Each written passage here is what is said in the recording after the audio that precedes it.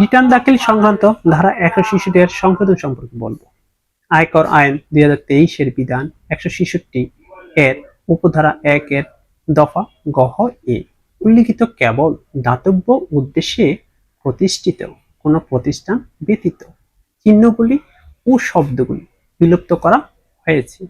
ধারা 166 এর উপধারা 2 এ প্রতিস্থাপন করা হয়েছে।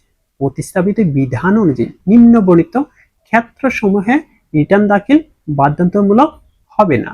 রিটার্ন দাখিল কি হবে না? বাধ্যতামূলক হবে না।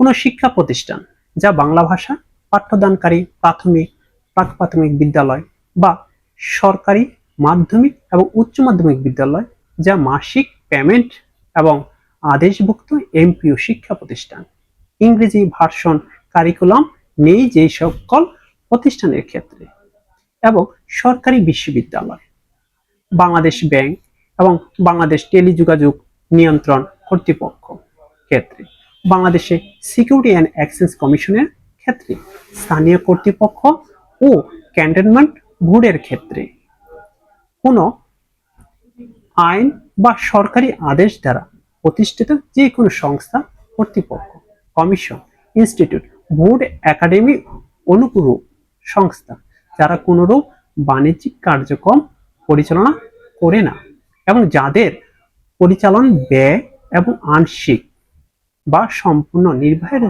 জন্য সরকার হতে নিয়মিত তহবিল প্রাপ্ত হয়।